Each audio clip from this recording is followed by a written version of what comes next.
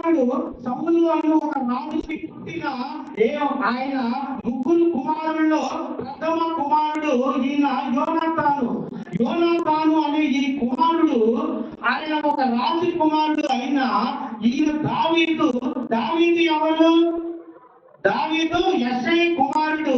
ఆయన ఇంటిలో ఈయన ఒక మూల, ఈయన తీర్చివేయబడిన రాయి మూలకు తలరాయి అని తెలియచేసినట్లు ఈ దావీదుని వారి ఇంట్లో ఈయన్ని ఒక గుర్తింపు లేని జీవితంగా వారు జీవించారు. అయితే ఈ దావీదు ఎవరంట? గొర్రెలు కాసే కాపరిగా జీవిస్తూ ఉన్నాడు. అయితే ఈయన గొర్రెలు కాసే కాపరిగా జీవిస్తూ ఉన్నప్పుడు కూడా ఈయన ఏమై ఉన్నాడంట? ఈయన హృదయము పరిశుద్ధము కలిగి ఆయన జీవిస్తూ ఉన్నాడు. అయితే ఆయన జీవించిన విధానము, ఆయన జీవించిన హృదయము ఆ రీతిగా మన ప్రభువైన యేసుక్రీస్తు వారు ఒక సాక్ష్యం ఇచ్చారు. ఏమని? దావీదు ఎవరంట? నా హృదయానుసారుడు అని ఒక దేవుడే దావీదు పట్ల ఒక సాక్ష్యాన్ని మనకి నిరూపిస్తూ ఉన్నాడు. అయితే ఇక్కడ యోనాతాను కూడా ఆయన ఎవరంట? ఆయన కూడా హృదయాన్ని తెలుసుకున్నాడు. అయితే మన ప్రభువైన యేసుక్రీస్తు వారిలో ఆయన ఎవరు ఏ రీతిగా జీవిస్తూ ఉన్నారు అనేది ఇక్కడ తెలియజేయబడుతూ ఉంది.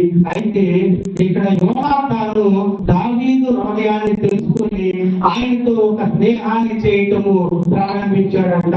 ఆ స్నేహం చేయటం ప్రారంభించిన తర్వాత దావీదులో ఉన్న కొన్ని లక్షణాలు యోనాతానుకి ఆయనకి సంతోషాన్ని కలిగించి ఉండొచ్చు. అయితే ఇక్కడ మన ప్రభువైన యేసుక్రీస్తు వారు ఆ రీతిగా ఒక స్నేహాన్ని కలిగి ఉన్నప్పుడు, అక్కడ ఒకరి హృదయాలు ఒకరికి కలిగి ఉన్నప్పుడు తర్వాత రెండోది ఏమవుతుంది? అదే 18:2 చదువుకుందాము.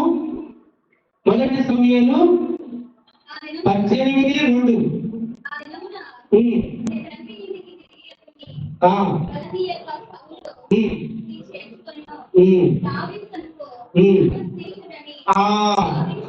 చాలమ్మా, ఇక్కడ ఏమని చదువుతూ ఉన్నాడు? ప్రాణ స్నేహితుడు. అంటే ఒకరి హృదయాలు ఒకరికి తెలిసినప్పుడు ఆయనలో ఒక తీర్మానం చేసుకున్నాడు. ఇతరులో ఉన్న లక్షణాలు నాకు బాగున్నాయి. ఎందుకని?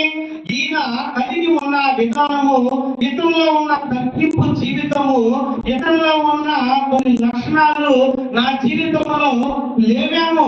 అయితే ఎక్కడితో నేను ఒక సహవాసం చేసినట్లయితే నేను రాజకుమారుని అని నేను ఆ గొప్పగా జీవిస్తూ ఉన్నా, కానీ ఇతరులో ఉన్న కొన్ని లక్షణాలు నాలో లేవేమో.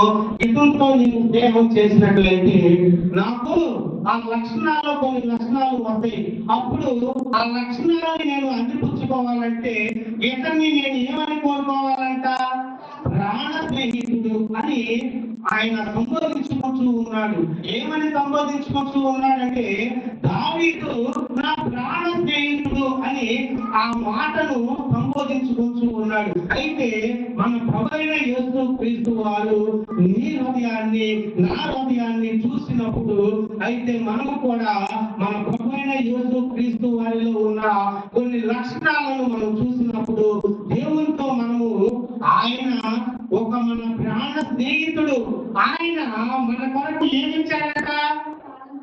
ప్రాణాన్ని ఇచ్చిన దేవుడు. కాబట్టి ఆయన మన ప్రాణ స్నేహితుడు అని సంబోధించుకోవడానికి ఇక్కడ ఈ లక్షణం సరిపోతూ ఉంది. అయితే అదే సమయాలు 18:3 కూడా చూసినట్లయితే అక్కడ కూడా రాయబడి ఉంది. మూడోది కూడా చదవండమ్మా.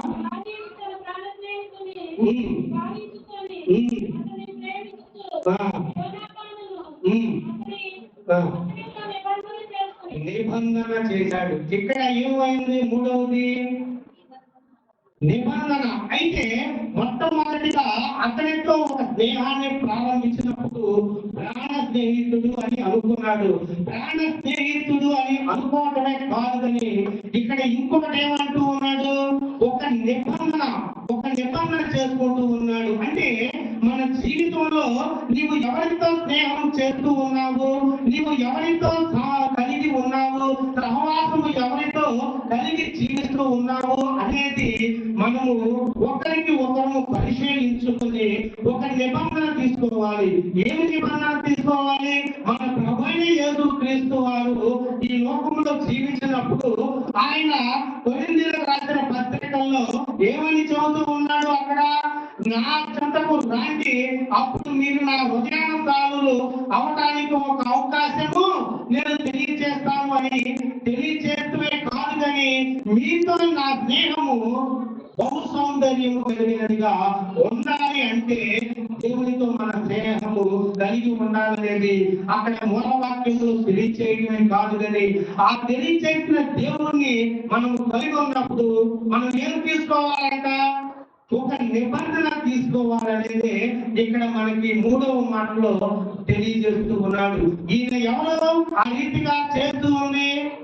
యోనాతాను రాజకుమారుడు అయినా కూడా గొర్రెలు కాసే దావీదులో ఉన్న లక్షణాలతో ఆయన ఏమైపోయాడంట?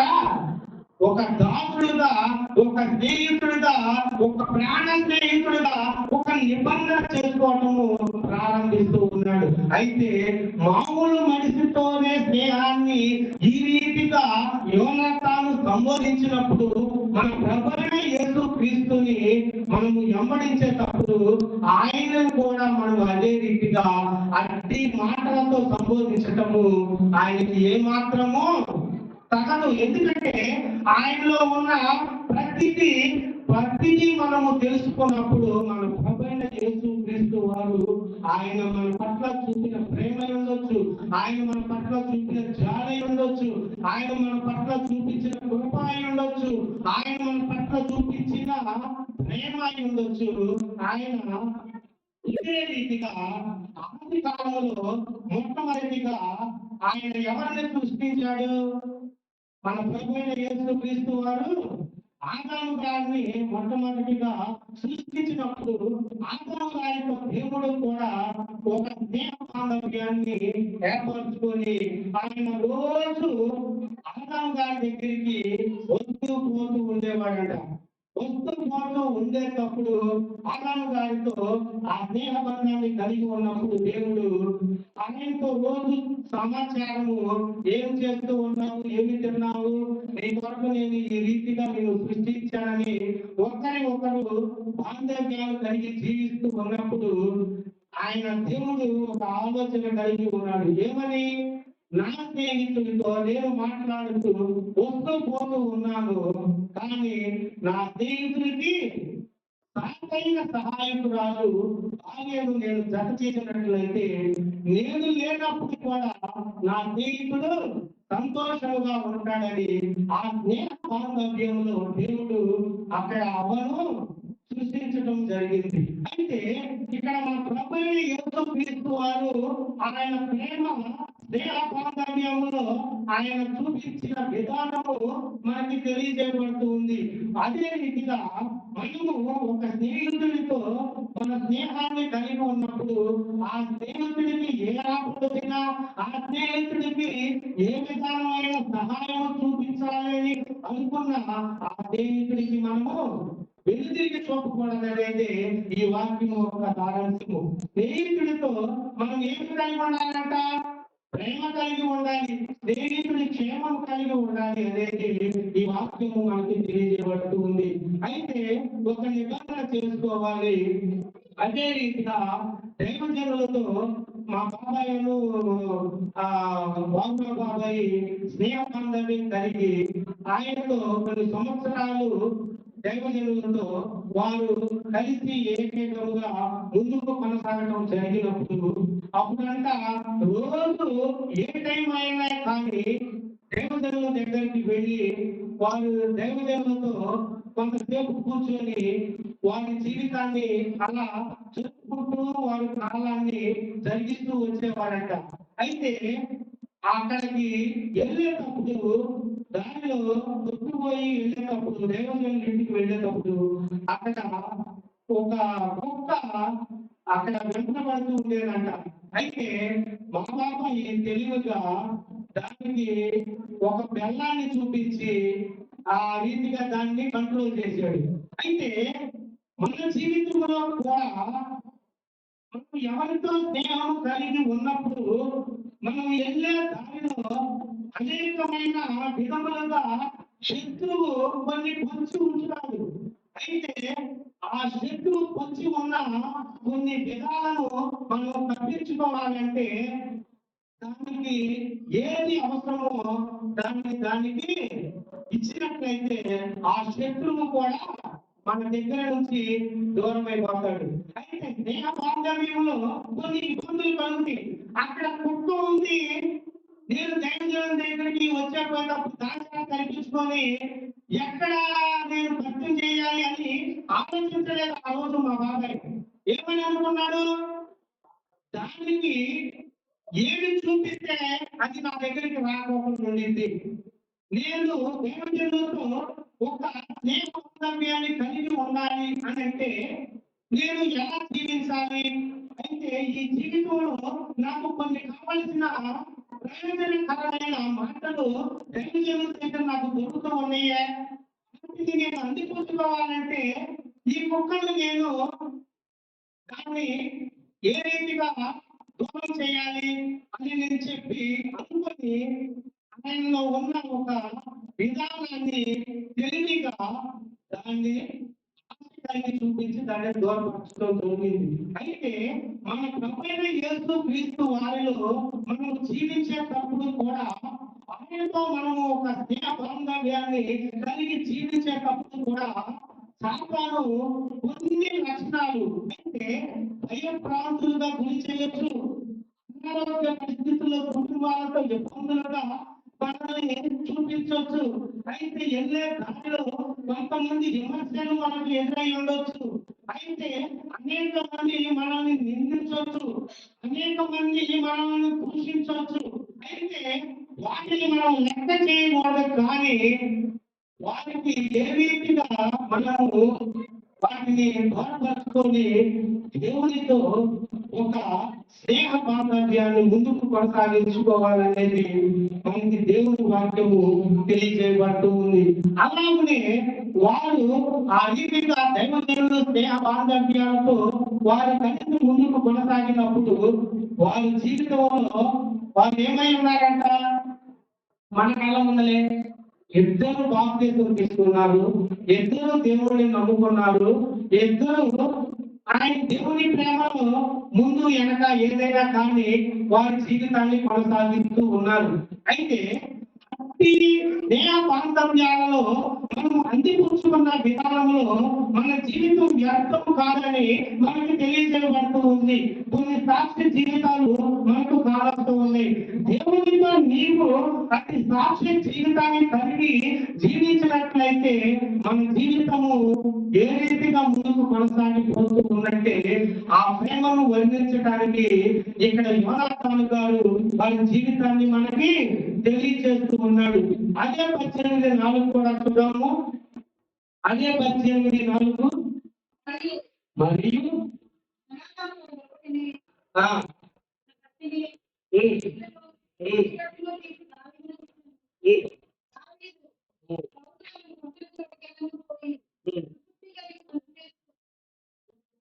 అది కాదు సార్ 4:18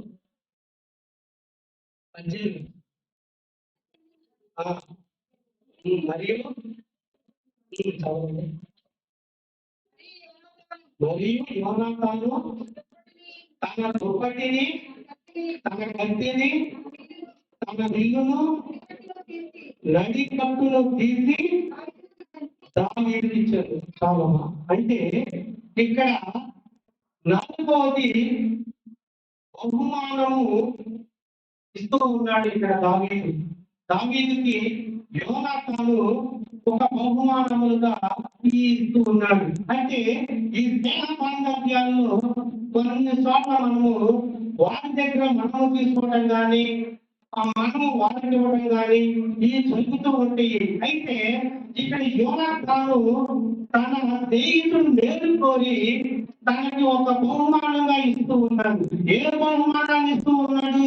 రాజైన సౌలు గారి కుమారుడు కాబట్టి ఆ కుమారుడి దగ్గర ఒక బిల్లవని, ఒక దుప్పటమని, ఒక కత్తమని, ఇంకొకటమని ఏదైనా కానీ తన దగ్గర ఉన్న కొన్ని ఆయుధాలను ఆయన మేలు కోరి ఇస్తూ ఉన్నాడు. ఇక్కడ ఆయన మేలు కోరి ఆ ఇచ్చేటప్పుడు గొప్ప బహుమానంగా వాటిని ఇస్తూ ఉన్నాడు.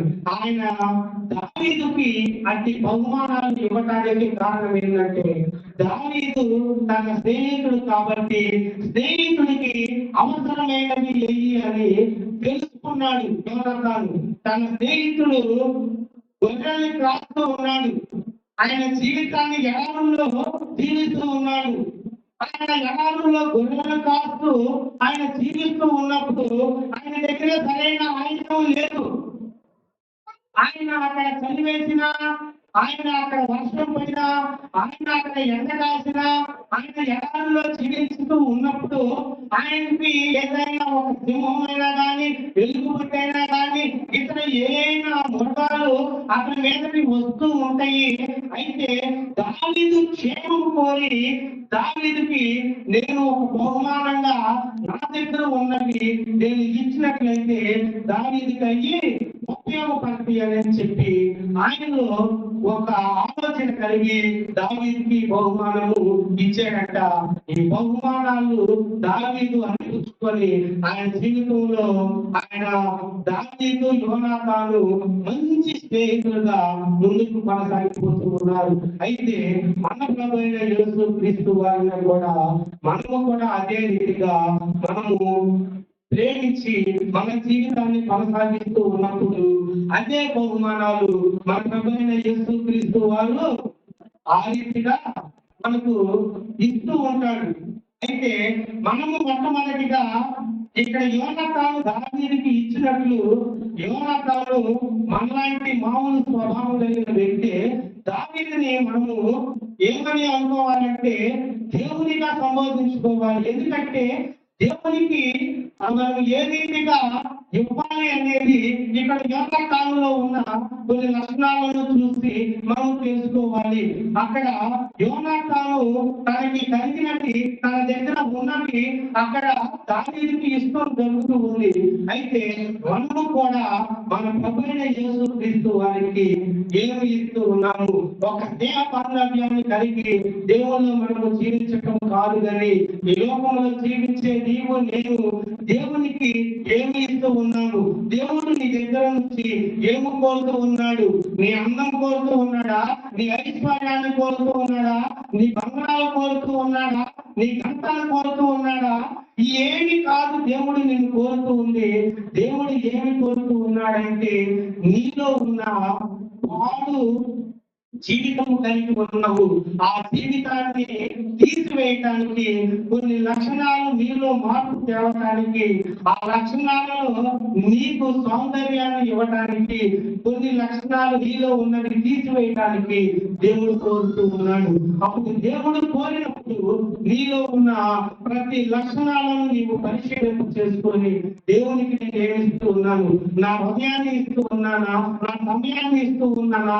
నా ఆరోగ్యాన్ని ఇచ్చిన దేవునికి నేను పరిచర్య చేస్తూ ఉన్నానా? దేవునికి ఏ రీతిగా నేను ఉపయోగపడుతూ ఉన్నానని మనలో ఉన్న కొన్ని ఆ లక్షణాలను దేవునికి మనము అందిపుచ్చుకున్నట్లయితే దేవునితో కూడా మనకి ఒక బాంధవ్యాన్ని కలిగి జీవించగలుగుతాము. అట్టి జీవితాన్ని దేవుడు మనకి ఇస్తూ ఉన్నాడు. అదే సమయంలో 19:2 చూడము, 5వ మాట. 19:2 యోనాతాను దావీదు అందు బహు ఇష్టము కలవాడై ఉండి దావీదు నా తండ్రి అయిన సౌలు నిన్ను చంపవలెనని ప్రయత్నం మీద ఉన్నాడు. కాబట్టి నేను ఉదయమున జాగ్రత్త పడి రహస్యమైన స్థలమందు చాలా ఇక్కడ దావీదు దాన్ని చంపాలని చెప్పి అనుకుంటూ ఉన్నాడు. అంటే ఈ మధ్యలో దావీదు దాన్ని గొలియాతును చంపడం జరిగింది. గొలియాతు దానిని చంపడం జరిగినప్పుడు దావీదు ఏ ఆయన ఏ రీతిగా జీవించాడు అనేది ఇక్కడ దీనికి తెలిసింది. అంటే రాజైన సౌలు గారే గొలియాతు గారిని ఏం చేయలేకపోయాడు. ఇక్కడ ఒక బాలుడైన దావీదు ఆ సౌలు ఆ రీతిగా ఆయన్ని చంపాడు గొలియాతుని. సౌలులో ఒక విశ్వము ఆయనలో ప్రవేశించింది. ఆ విశ్వము ప్రవేశించి ఆయన ఇంకా అలా వదిలినప్పుడు అయితే ఇక్కడ వీళ్ళందరూ కూడా దావీదు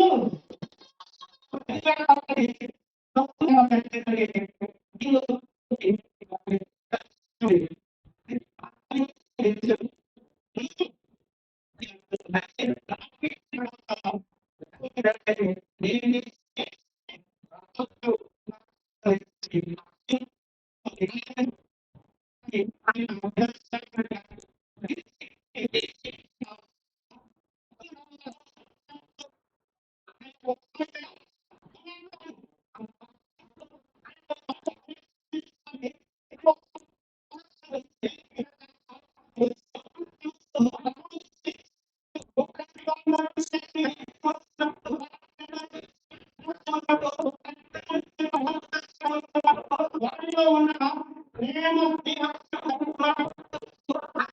ఏమని అంటూ ఉన్నాడు? నా తండ్రి నిన్ను చంపాలని అనుకుంటూ ఉన్నాడు. అయితే నీవు ఇక్కడ జీవించితే ఆయన ఏ రీతికైనా నిన్ను చంపుతాడు. కానీ ఒక రహస్యమైన స్థావరములో నీవు ఉండు. నేను నీకు ఆయనని ఏ రీతిగా నేను ఎందుకు చంపుతూ ఉన్నాడు అని నేను తెలుసుకుంటా. నేను తెలుసుకొని ఆయనలో ఆ లక్షణాన్ని తీసేయగలిగితే తీసివేస్తా. లేదు అనుకుంటే నీవు క్షేమంగా ఉండే విధానంగా నేను చేస్తానని ఒక స్నేహితుడికి ఒక భరోసా ఇస్తూ ఉన్నాడు. స్నేహితుడికి ఆ భరోసా ఇచ్చి అక్కడ తన తండ్రి అయిన సౌలు గారి దగ్గరికి వెళ్ళి తన స్నేహితుడు మేలుకొని అదే 19:4 రమ్మంట కదా, అదే 19:4 యోనాతాను తన తండ్రి అయిన సౌలుతో దావీదును గూర్చి నీ సేవకుడైన దావీదు నీ విషయంలో ఏ తప్పిదము చేసిన వాడు కాదే. ఆయన నేనేం చేశాను కనుక రాజా నీవు అతని విషయంలో ఏ పాపము చేయకు ఉండు కాక అతని ప్రాణములకు ఫిలిష్తీయులను చంపగా యెహోవా ఇశ్రాయేలీయులందరికీ గొప్ప రక్షణను కలుగజేశాడు. అది నీవే చూసావు కదా. నిష్కారణముగా దావీదును చంప నిరపరాధి యొక్క ప్రాణము తీసి నీవు ఎందుకు పాపం చేయుచున్నావని కొడుకు తండ్రిని ప్రశ్నిస్తూ ఉన్నాడు. అయితే అక్కడ లేకపోతే ఈయన రాజవుతాడని యోనాతానుకు తెలుసు. యోనాతానుకి రాజు అవడానికి అర్హత కలిగి ఉన్నాడని తెలుసు. కానీ తన స్నేహితుడు మేలుకొని తన ఔన్నత్యాన్ని కూడా వదులుకొని ఆయన స్నేహ బాంధవ్యంతో తన ప్రేమను చూపిస్తూ ఉన్నాడు.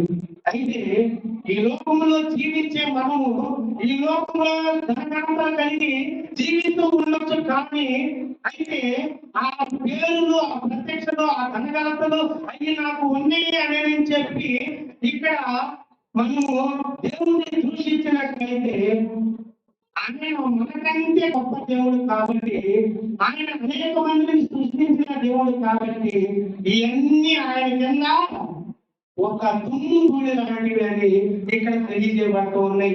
అదే ఆయనలో కానొక్కని యోనాతాను అట్టి విధానం కలిగి కూడా ఆ ప్రేమను చూపిస్తూ ఉన్నాడు. అయితే అది ఎలా చూపిస్తారు అని బైబిల్లో ఇక్కడ సంబోధించబడింది అని అనుకోవచ్చు.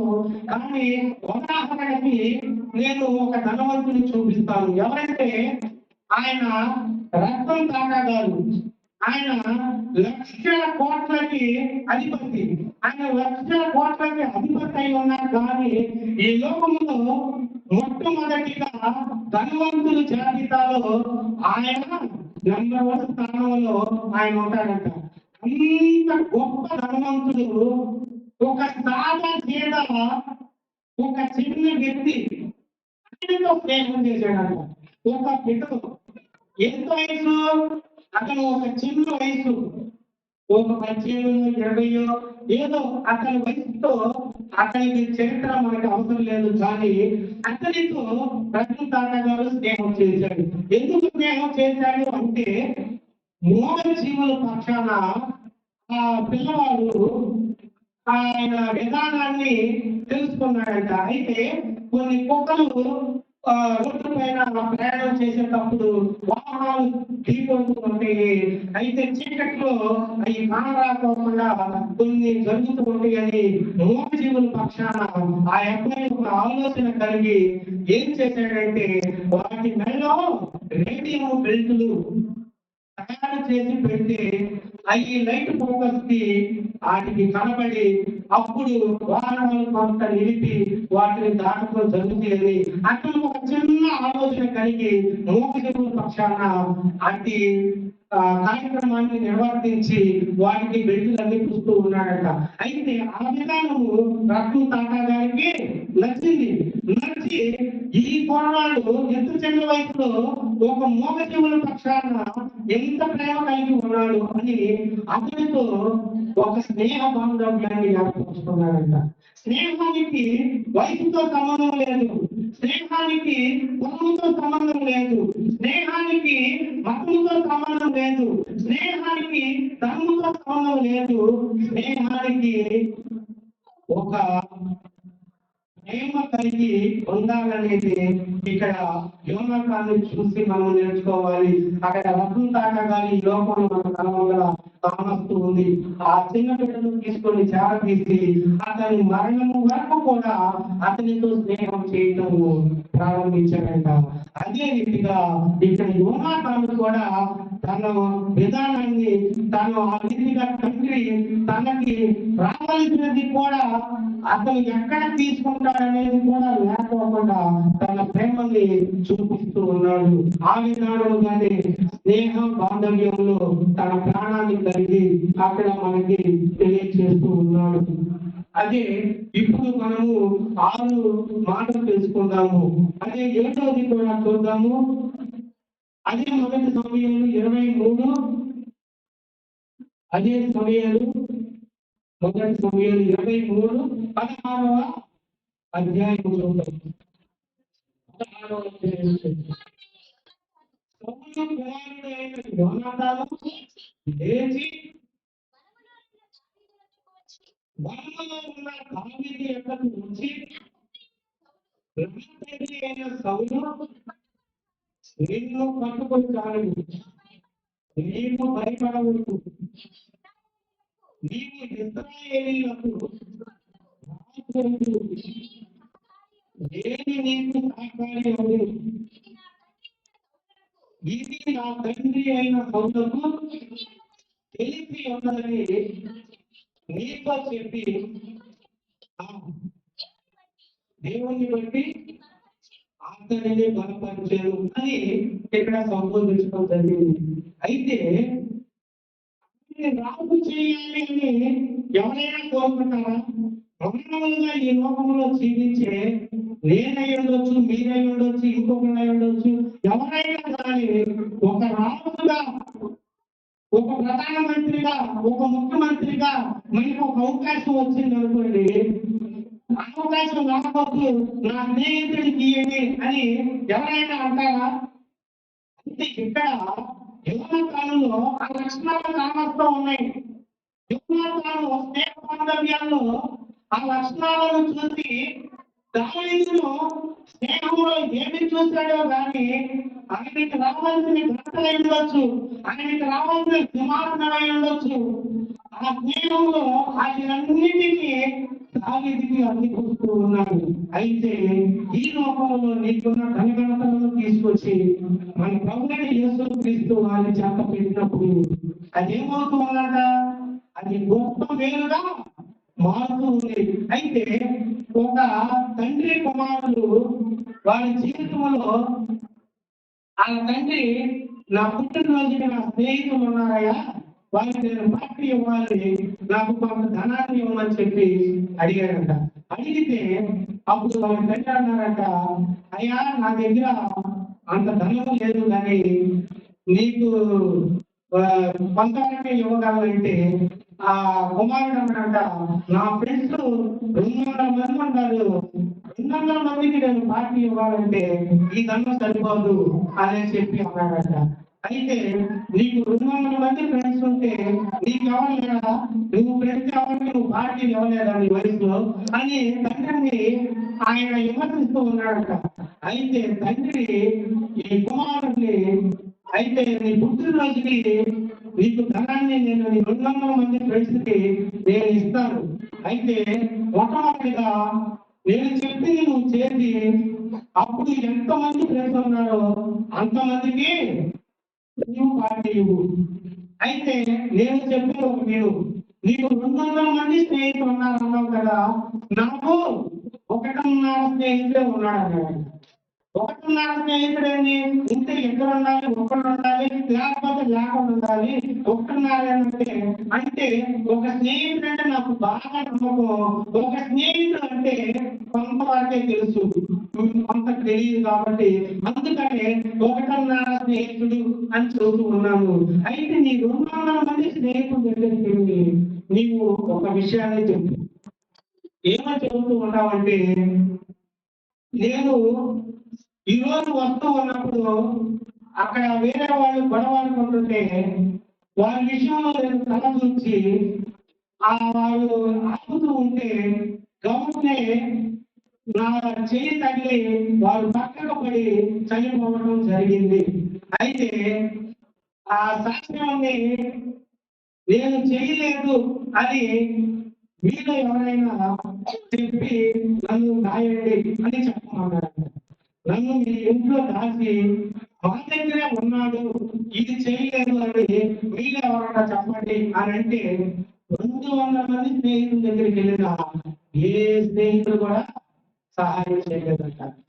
ఆ ఎవరు చేయలేదని తండ్రి దగ్గరికి వచ్చి చెబితే, అయితే నీ స్నేహితులు అలా ఉన్నారు కదా, అయితే నా స్నేహితుల దగ్గరికి వెళ్ళి నువ్వు నా ఒక్క స్నేహితుడు కాదు, స్నేహితుడు ఉన్నాయి కదా, స్నేహితుల దగ్గరికి వెళ్ళి నీవు ఈ మాట చెప్పి నీవు నేను కూడా మా నాన్న ఇలా చెప్పాడని నీవు చెప్పు అని చెప్పి వెళ్ళి అడిగితే అప్పుడు అన్నాడంట, ఆయన వెళ్ళి అంకులు అడగాలి ఏం చేయాలంటే, అంకులు నాకు చిన్న ప్రమాదం వచ్చింది, ఇలా అనుకోని రీతిగా జరిగింది, ఆ ప్రమాదంలో నేను ఇబ్బంది పడ్డాను, అయితే నేను ఆ సమయంలో ఇలా ఉన్నాను అని ఇలా చెప్పమన్నాడు అని మాట వచ్చే రాకంటే ఆ స్నేహితుడు అన్నాడంట, నువ్వు అవన్నీ చెప్పడం కాదయ్యా, నా స్నేహితుడు ఎలాంటి వాడు నాకు తెలుసు, ఆ కుమారుడైన నీవు ఎలాంటి వాడు నాకు తెలుసు, నేను నీకు సాక్షి చెబుతాను, నువ్వు నా ఇంట్లో కూర్చో, ఎవరొస్తారో నేను చూస్తాను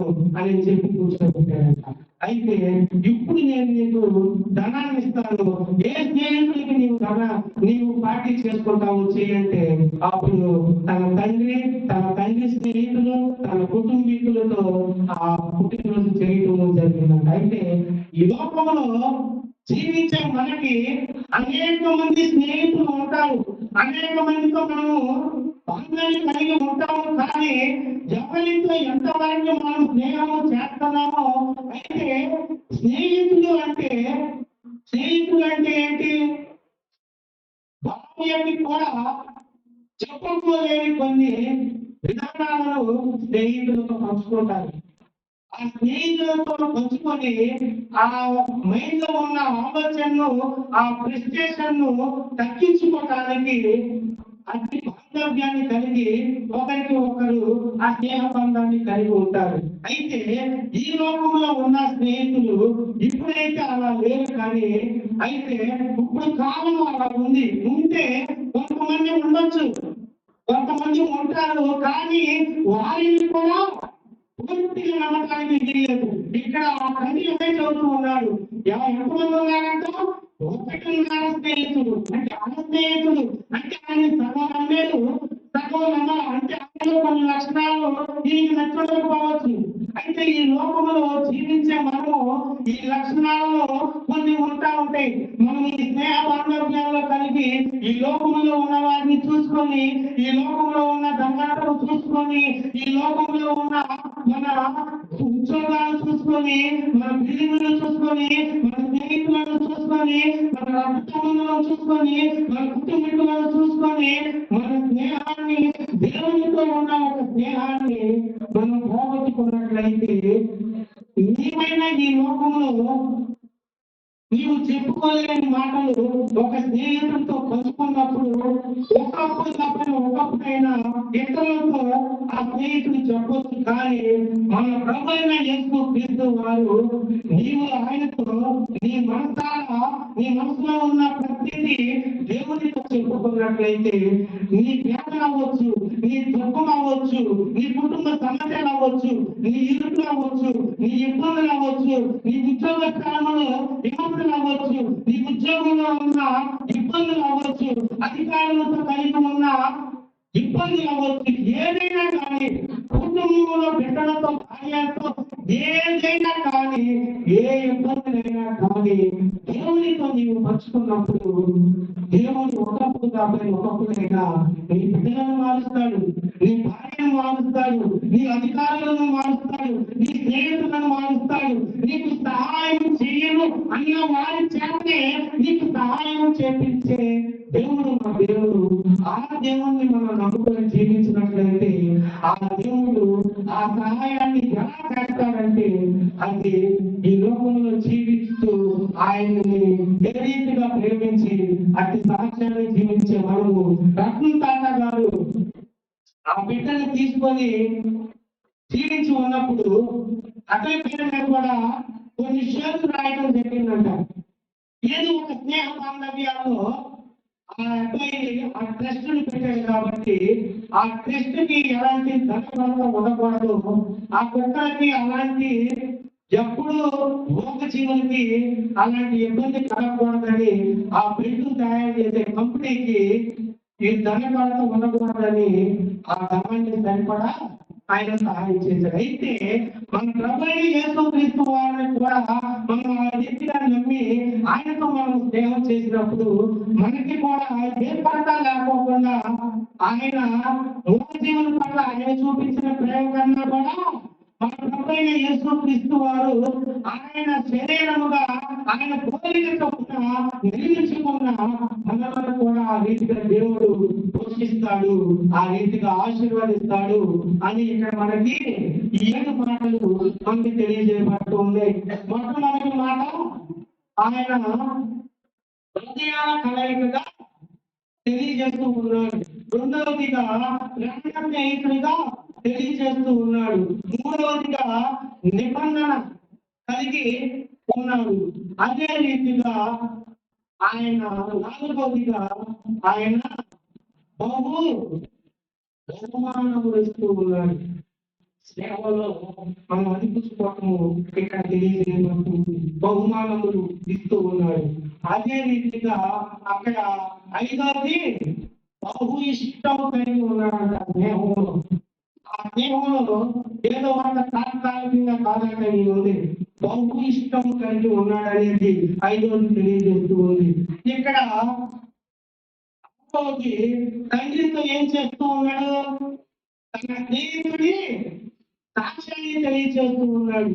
స్నేహంలో ఒక వ్యక్తి పట్ల మన సాక్ష్యాన్ని తెలియజేస్తూ ఉన్నాడు. ఇక్కడ 6వది. 7వది అక్కడ స్నేహితుడు మేలు కోరుతూ ఉన్నాడు. అంటే ఇక్కడ 7 లక్షణాలను మనకి తెలియజేస్తూ ఉన్నాడు. అయితే మన ప్రభువైన యేసుక్రీస్తు వారు ఈ రీతిగా ఆయన అక్కడ యోనాతాను గారి జీవితంలో ఆయన ఏదైతే కోల్పోయాడో ఆ కోల్పోయిన వాటిని అక్కడ వాటిని వారి బిడ్డలు ఇబ్బంది పడకోకుండా అక్కడ మనము అదే మొదటి సమయంలో 31 చివరిలో 31:2 చూద్దాము.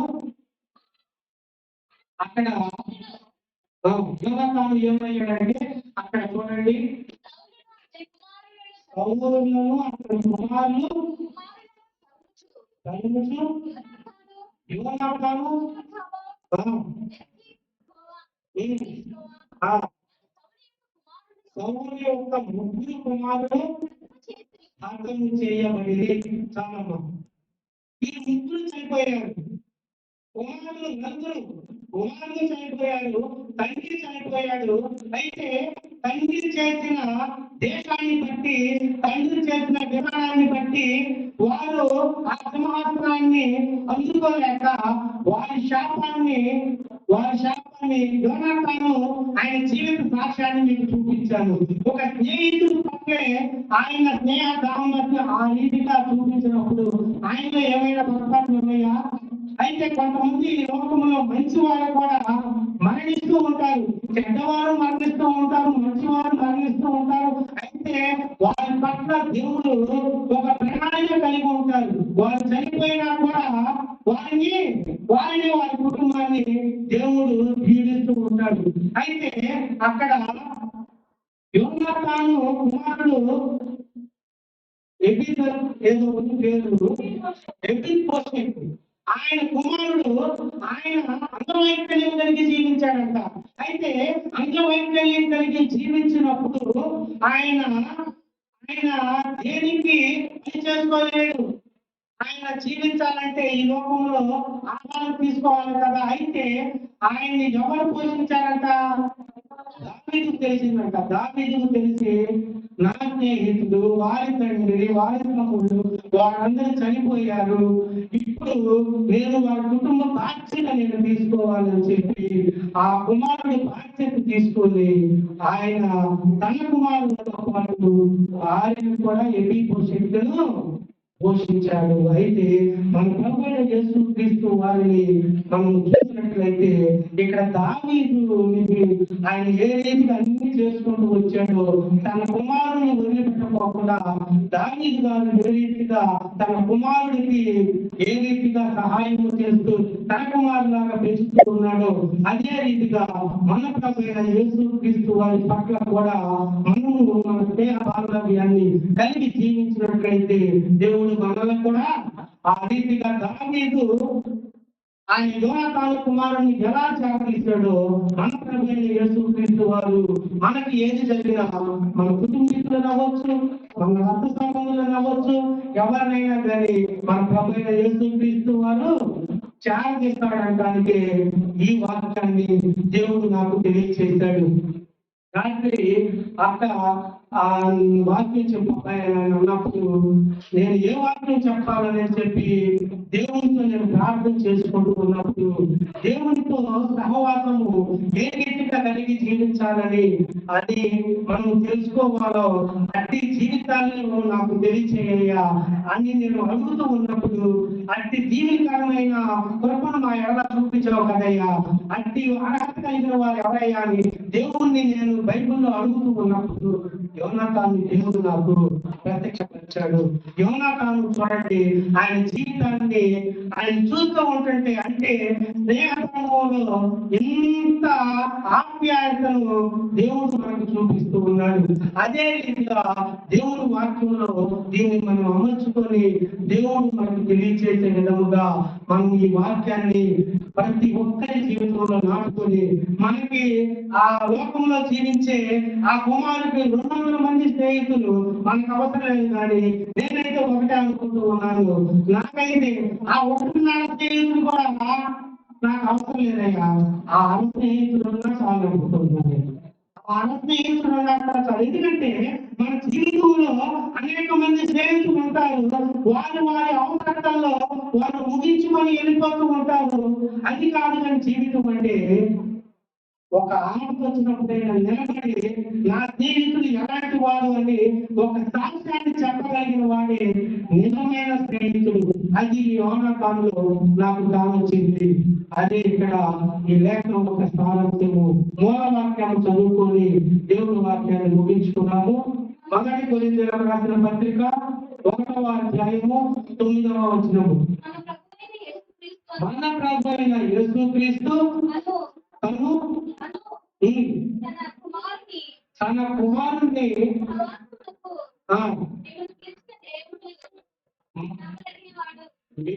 తన నివాసమునకు పిలిచిన దేవుడు నమ్మదగిన వాడు. చదువుమా.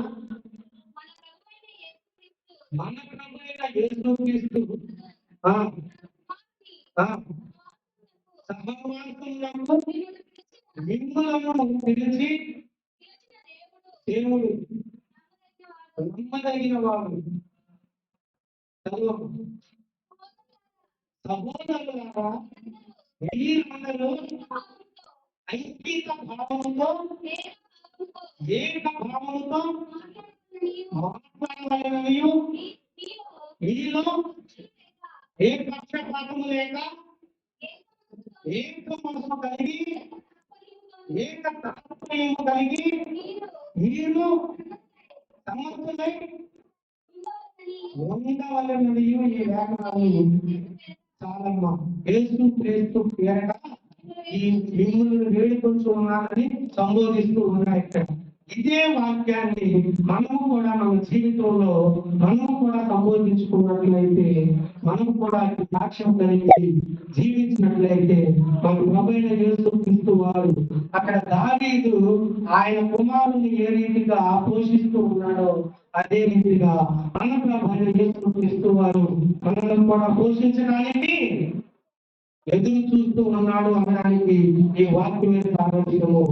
దయచేసి తనవాళ్ళు ప్రార్థన చేసుకొని సమయాన్ని దేవతలకు అందిద్దాము.